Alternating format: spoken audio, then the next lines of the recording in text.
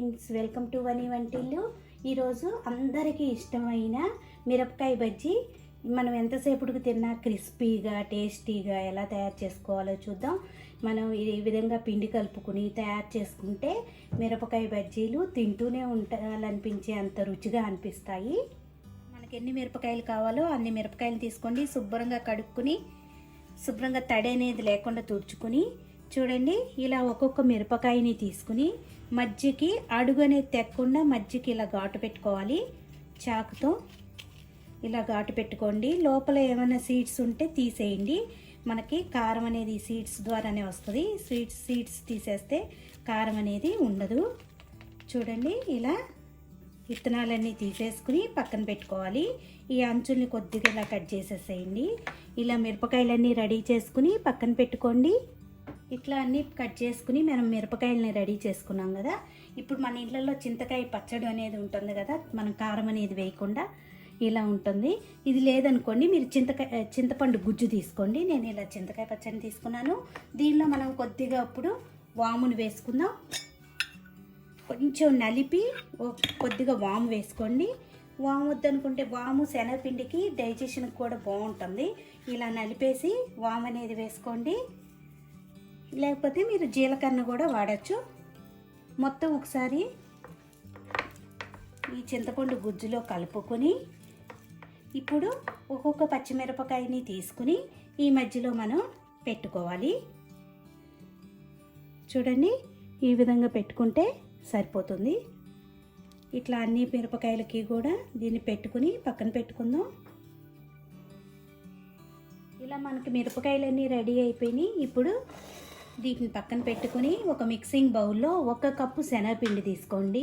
1 cup శనగపిండికి 1 spoon ఈ బియ్యపిండి వేసుకోవటం వల్ల మనకి క్రిస్పీగా వస్తాయి. 1 స్పూన్ బియ్యపిండి వేసుకోండి. బియ్యపిండి అయినా కార్న్ఫ్లోర్ అయినా మీరు దేన్నైనా యూజ్ చేయొచ్చు. నేను ఇట్లా 1 స్పూన్ బియ్యపిండి వేసాను. దీనిలో ఇప్పుడు రుచికి తగినంత ఉప్పును వేసుకుందాం. శనగపిండిలో ఎక్కువ ఉప్పు పట్టదు. మనం పచ్చిమిరపకాయల్లో కూడా పెట్టాం కాబట్టి చూసి వేసుకోండి. కొద్దిగా ఉప్పును వేసుకోవాలి. దీనిలో ఇప్పుడు బేకింగ్ సోడా వేసుకోవాలి. చిటికెడంతా బేకింగ్ సోడా వేసుకోండి. ఇప్పుడు దీనిలో ఒకసారి మొత్తం మిక్స్ చేసుకున్నాక మొత్తం ఒకసారి కలుపుకోండి. మీకు పచ్చిమిరపకాయలు కారం లేదు అనుకుంటే మీరు ఇంకొంచెం స్పైస్గా తినాలంటే దీనిలో కొద్దిగా చిల్లీ పౌడర్ కూడా వేసుకోవచ్చు. నేను ఇట్లా కారం వేయటం లేదు. మీకు కావాలంటే చిల్లీ పౌడర్ కూడా వేసుకోండి. ఇప్పుడు దీనిలో 1 స్పూను కొంచెం వేడి నూనె వేసుకుంటే మనకి క్రిస్పీగా వస్తాయి బజ్జీలు. ఇట్లా నూనె వేసుకున్నాక మొత్తం ఒక్కసారి కలుపుకుని ఇప్పుడు వాటర్ వేసి మరీ పలసగా కాకుండా మరీ గట్టిగా కాకుండా మన దోశ పిండి ఉంటుంది చూసారా, ఆ విధంగా కలుపుకోవాలి.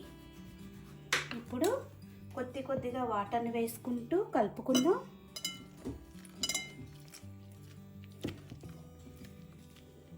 చూడండి, పిండి ఈ విధంగా కలుపుకోవాలి. ఇప్పుడు స్టవ్ ఆన్ చేసుకుని ఒక బాండీ పెట్టుకోండి. డీప్ ఫ్రైకి కావాల్సినంత ఆయిల్ వేసుకోండి. ఆయిల్ వేడయ్యాక ఇప్పుడు ఒక్కొక్క మిరపకాయని తీసుకుని చూడండి, ఇలా పిండి తీసుకుని మిరపకాయని ఇలా ముంచుకోవాలి. ఇలా పిండి అంతా మిరపకాయకి మునిగేలా ముంచుకుని మనం ఘాటు అయితే ఎక్కడ పెట్టామో అటు సైడు పిండి ఉండేలా ఉండి ఇటు మనం గిన్నెకి ఒక్క సైడ్ ఇలా రాసేసి ఆయిల్లో మెల్లగా ఈ విధంగా వేసేయాలి. ఫ్లేమ్ని మీడియం ఫ్లేమ్లో అడ్జస్ట్ చేసుకుని క్రిస్పీగా అయ్యే వరకు కూడా వీటిని ఇలా కొద్దిగా తిప్పుకుంటూ వేయించుకోండి. అన్ని వైపులా కూడా చక్కగా వేగిపోతాయి. ఇలా ఎర్రగా వేగిపోయాక మనం చిల్లులు గరిటలోకి తీసుకుందాం.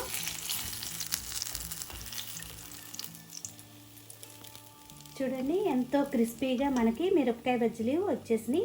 మిగతా అన్నీ కూడా ఇదే విధంగా వేసుకుందాం.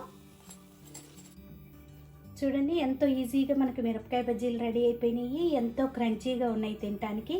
మీరు బయట కొనే వాటికన్నా ఎంతో హెల్తీగా టేస్టీగా ఇంట్లో సులువుగా చేసుకోగలము. ఈ వీడియో మీకు నచ్చినట్టయితే లైక్ చేయండి, షేర్ చేయండి, కామెంట్ చేయండి. మరిన్ని వీడియోల కోసం వని వంటిల్ని సబ్స్క్రైబ్ చేసుకోండి. Thank you for watching.